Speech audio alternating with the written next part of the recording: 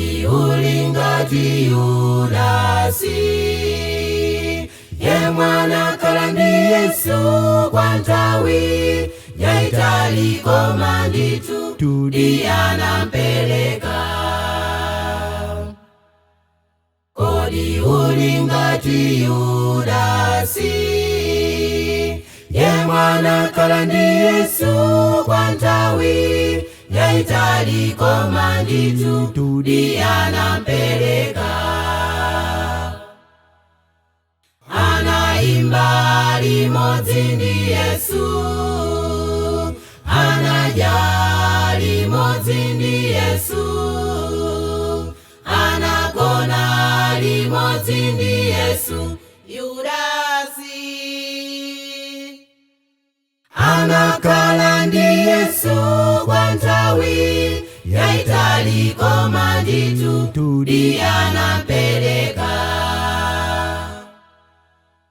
Tsoka linamgwera Yudasi, lelo lili kwa ife ovala Chikristu koma kati mwadza zakusaziletsa. Tsoka linamgwera Yudasi, lelo lili kwa inu ovala Chikristu koma kati mwadza zakusaziletsa.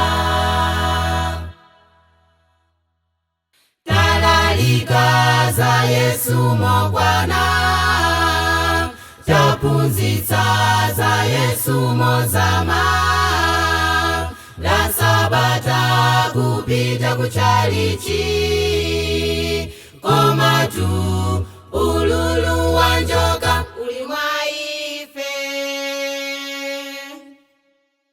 Zidzakhala zolilitsa ufumu wa Mulungu, ife tonse titatsalira kunja. Talalika za Yesu mokwana, taphunzitsa za Yesu mozama, la Sabata kupita kuchalichi, koma tu ululu wanjoka uli mwa ife. Zidzakhala zolilitsa ufumu wa Mulungu, ife tonse titatsalira kunja.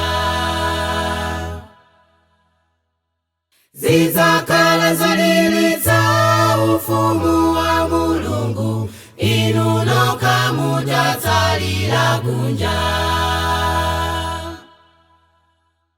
Zidzakhala zolilitsa